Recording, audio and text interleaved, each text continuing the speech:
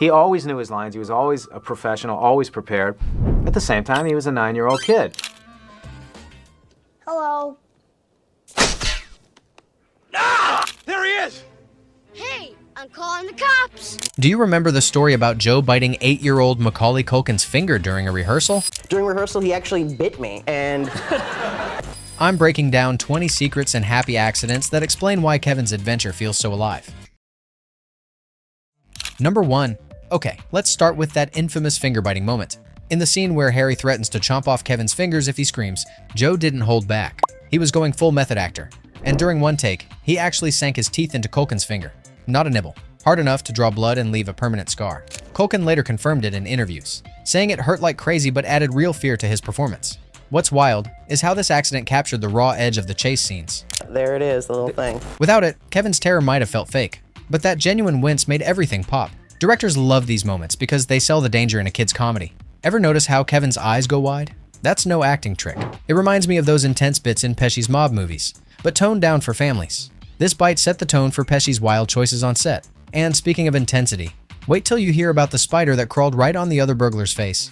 Number 2. Next up, the tarantula trap that freaks out Marv. Daniel Stern, playing the dim-witted burglar, had a live, hairy tarantula placed right on his face for authenticity. No fake bugs here. This was 1990 practical effects at their scariest.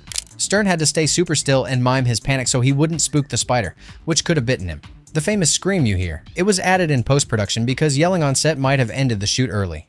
I mean, people are fascinated by it. Was that a real spider on your face? What's Joe Pesci really like? This choice made the comedy land harder. Marv's disgust feels so real, like you're cringing along with him. It's that old-school commitment that beats CGI every time, similar to the bug swarms in Indiana Jones. Fans still talk about how it amps up the gross-out humor. Notice how Stern's eyes bug out? Pure instinct. But spiders were just the start of the pain. Secret 3 reveals why the stunt team dubbed this their toughest gig ever. Number 3. Those slapstick falls and slips weren't easy. Every tumble was done for real, and the stunt performers paid the price. Bruises, sprains, and endless retakes left them aching. But it gave the Wet Bandits' mishaps that believable thud. Director Chris Columbus later admitted that watching the stunts was terrifying. He would watch the falls and just pray that the guys were alive. That level of risk is what gave the comedy its edge. Columbus pushed for practical stunts to keep the energy cartoonish yet grounded, turning potential disasters into laughs.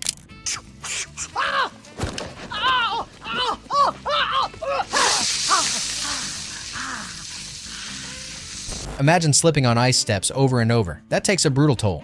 This grit made the film stand out from safer comedies of the era. It's like the physical comedy in Three Stooges, but with higher stakes. All that effort built to iconic bits, like the paint cans we'll hit next in Secret 4. Trust me, the impact there was no joke. Number 4. Now, the paint can swing that clocks Harry. Pure chaos and totally real. But here's the myth-busting secret. They weren't actually hitting the stunt doubles with a full can of paint because the physics of that impact would be lethal. Instead, the stunt team rigged hollow, lightweight cans on ropes, perfectly timed to swing just past the stunt doubles' heads. Heads up! The camera angle and the sound effects sold the deadly illusion. The real stunt wasn't the can. It was the stuntman's ability to take that choreographed, uncontrolled-looking bump the moment the can whizzed by. This precise choreography amped the slapstick to Looney Tunes levels, making you wonder how they pulled off such a perfect hit without anyone getting hurt. What's crazy is how it escalated the burglar's bad luck, tying into the film's theme of over-the-top revenge. Ever replay that scene and flinch? That's the magic of movie illusion. This connects to Culkin's quick thinking in other moments, like his aftershave scream we'll cover in Secret 5. But hold on, that improv changes everything about Kevin's panic. Number 5. Shifting to Kevin's solo morning, the aftershave splash that burns his cheeks. The script definitely called for Kevin to try the aftershave and react, but the iconic moment, slapping his hands to his face and holding them there, eyes popping in agony, was pure Macaulay Culkin improv. He did it instinctively, drawing from that hilarious real kid moment of trying grown-up stuff. That unplanned pose turned a quick gag into the most mimicked movie face ever, from memes to school plays. Director Columbus loved it instantly, knowing it'd stick with audiences. I wanted to find this perfect kid to be in Home Alone, and I didn't want to resort to using Macaulay, who was in Uncle Buck. It adds heart to Kevin's independence, showing his wide-eyed bravery amid the sting. You've probably copied it without thinking. Admit it. This unscripted moment builds to how Joe Pesci kept Kevin's fear going off camera, which we'll unpack in Secret 6. Get ready, it gets even sneakier. Number 6. That sneakiness paid off big time with how Joe handled his time with Culkin between takes. Joe, drawing from his tough guy roles, later confirmed that he intentionally limited my interactions with the young star. This wasn't because he was a grump, it was a deliberate strategy. He wanted the relationship between the ruthless burglar Harry and the terrified kid Kevin to feel not friendly on screen. Start asking us questions about a murder in the area. Wouldn't it be nice to have a face to go with their questions? By keeping a stern distance and minimal chit-chat, this method acting trick helped ensure Kevin's scared reactions felt natural. You can see it in those close-ups. The tension isn't scripted, it's sparked by Pesci's deliberate, intimidating vibe. This approach kept the energy high and the comedy sharp, much like how villains in old gangster flicks intimidate without overdoing it. Number 7. Switching gears to the family party scene, where Uncle Buck, the polka-playing uncle, drops in with bad jokes about pizza. That was John Candy, doing it all off the cuff in one marathon day. As a close friend of writer John Hughes, Candy showed up as a favor, filming all his scenes in just one 23-hour session. I had a few hits a few years ago. That's why I, just polka, polka, polka, polka, polka, polka. No? Director Chris Columbus later confirmed that most of Candy's dialogue was improvised. Every line, from the awkward family banter to the polka band bits, came straight from his head after the scripted takes were done. Hughes trusted Candy's timing, and it grounded the chaos with that warm Uncle Next Door feel. Candy's improv added soul to the film's holiday vibe. This favor connected to other Hughes magic, like the fake movie Kevin watches in Secret 8. That one's a total fake out you won't see coming. Number 8. Remember the black and white gangster flick Kevin blasts to scare the pizza guy? Angels with Filthy Souls sounds like a lost 1930s classic, but it was cooked up just for Home Alone. The crew shot the whole thing in a single short day, mimicking old Hollywood with fedoras and dramatic lighting. Actor Ralph Foodie played the mobster Johnny, nailing the tough talk. This segment was created under director Chris Columbus's supervision as a clever nod to film history. It tricked tons of viewers into hunting for a real copy. Pure Easter egg fun that became legendary. This fake movie amps Kevin's smarts, showing how he turns TV tropes into traps. Fella, no good keister off my property before I pump your guts full of lead. 1, 2, 10. Without it, the pizza scene loses its hilarious punch. This creativity ties into set builds, like the basement we'll flood next in Secret 9. Get set for how they made the house feel even creepier. Number 9. Kevin's trip into the dark, creepy basement feels like he's entering a dungeon. Sparks, shadows, and that growling furnace straight out of a kid's nightmare. But none of that happened inside the real McAllister home. The production actually built the entire basement set inside the gymnasium of New Trier Township High School, the same place where most of the interior rooms were constructed. The gym gave the crew the space to create a fully controlled, customizable basement where they could rig lights, It's only my imagination. Only my imagination. sound, and practical effects, like the furnace doors clanking open and blasting a glow. Everything you see is physical. No CGI, just old-school Hollywood tricks. The echoey rumble you hear when the furnace roars? That's the gym's natural acoustics helping sell the scare. This setup made the house feel bigger, deeper, and more mysterious than any real suburban home could. And while the basement brought the chills, upstairs Joe was dealing with dialogue they couldn't use. Number 10. Those muttered threats from Harry, like when he gripes about the traps. They started as real curses slipping out. Joe, fresh off R-rated hits like Goodfellas, kept dropping F-bombs on set around the kids. Director Columbus couldn't dub everything, so he had Pesci swap them for cartoonish mumbles, grunts and nonsense that sound furious but stay family-friendly. It became Harry's quirky tick, adding menace without words, and tied back to his intense habits like the finger bite from Secret One.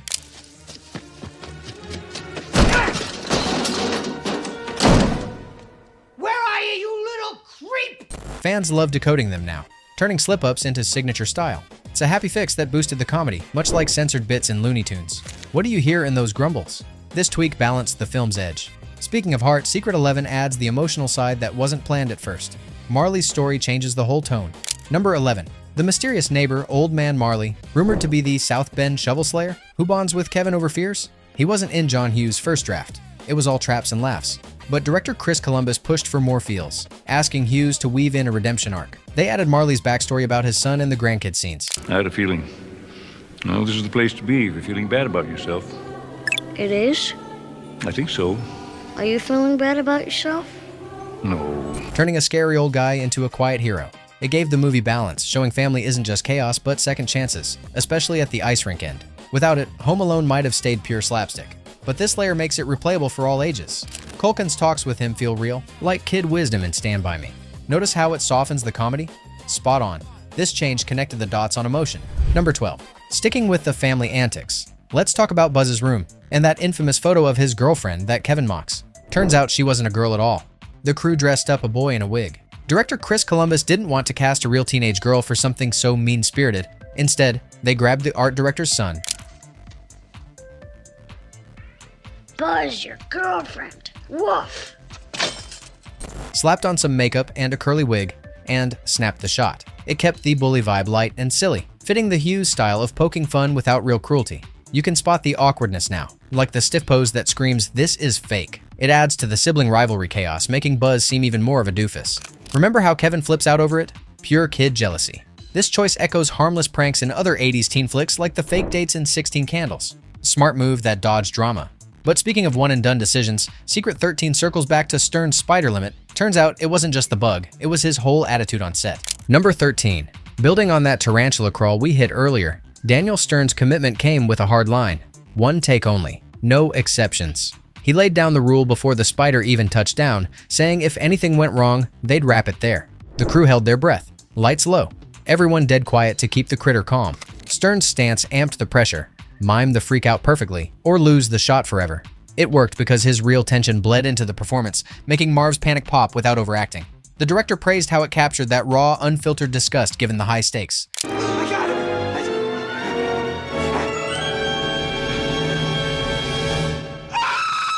This no retake policy set the tone for the film's go big or go home vibe, much like high-wire acts in old circus movies. It pushed the practical effects envelope.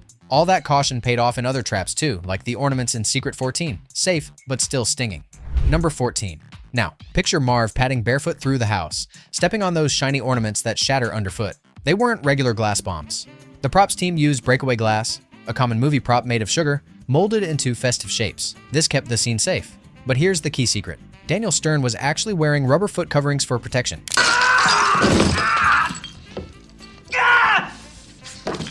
I'm gonna kill that kid!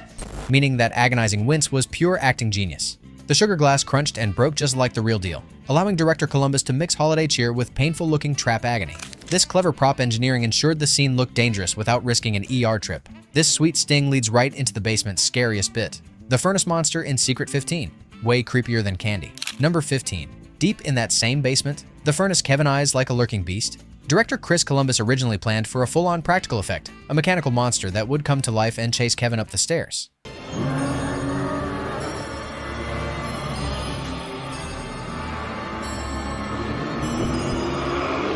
The concept was scrapped before shooting, however, because it was simply too expensive. Instead, the crew used brilliant sound design, strategic camera angles, and dramatic lighting to make the furnace feel alive. The booming sound and ominous glow were enough to sell the idea that his childhood fear was real, proving that sometimes the scariest movie monsters are the ones you only imagine. The furnace scene works because it taps into a universal childhood fear, making Kevin's world feel more authentic. But the house itself brought headaches of a different kind. Secret 16 uncovers the tourist invasion that never stopped. Number 16. Up on the surface, the McAllister home in Winnetka, Illinois wasn't a set. It was a real suburban house picked for its perfect cozy look. After the film's release, the residence became a famous landmark. We've watched the movie about 8 times this past week. And there's nothing wrong with that. Attracting a steady stream of fans who visit, especially around the holidays, to take photos. This attention turned a quiet suburban street into an unexpected pilgrimage site. The exterior shots were chosen for their authenticity, grounding the film's wild premise in the reality of everyday America. But the house's fame was just one ripple from the movie's massive success. Number 17. That house frenzy was just the tip. Home Alone dominated theaters, holding the #1 spot for 12 straight weeks, a streak that set records. Released in November 1990, it raked in over $476 million worldwide on an $18 million budget. For many years, it was considered the top-grossing live-action comedy film domestically. The mix of holiday timing and incredible word of mouth fueled the run, making it a required annual viewing for families. From a tree house? Come on. Out the window? Yeah. Not going out the window? Why, you scared, Marv? Are you afraid? Come on, get out here. Hughes and Columbus never saw it coming. Test audiences loved the heart amid the laughs. This triumph proved the accidents and secrets clicked big, but it almost got shelved. Secret 18 reveals the studio drama that nearly killed it. Number 18. Before all the traps and triumphs, Home Alone nearly vanished from the slate. Warner Brothers had early rights but bailed during pre-production over ballooning costs. John Hughes' script tweaks and set builds pushed the budget higher, to around $14.7 million, scaring execs who saw it as just another kid flick. When WB refused to increase the budget, 20th Century Fox secretly grabbed the project. We have business. We have to use the phone, please. Madame, que faites-vous? sorry, it's an emergency. We really have to make a call. Please, our brother's home alone. That move turned a potential flop into a juggernaut, grossing nearly $500 million, and becoming one of Fox's biggest hits of the decade. It's like those underdog stories in Rocky, where a second chance flips everything. Ever think how close we came to No Wet Bandits? This studio shuffle set the chaos in motion. But on set, more destruction happened with Secret 19's pizza crash. Real metal meeting statue. Number 19. Fast forward to the pizza delivery gone wild, where the car barrels into the McAllister's lawn jockey, toppling it in a heap. That wasn't scripted sleight of hand or early CGI. The stunt team used a real modified car, ramming the statue prop over and over from multiple angles. They built extras from fiberglass to shatter on impact, ensuring the scene looked chaotic, tires squealing and debris flying, without damaging the property. The driver had to nail the swerve each time, adding tension to the shoot. Columbus wanted that tangible smash.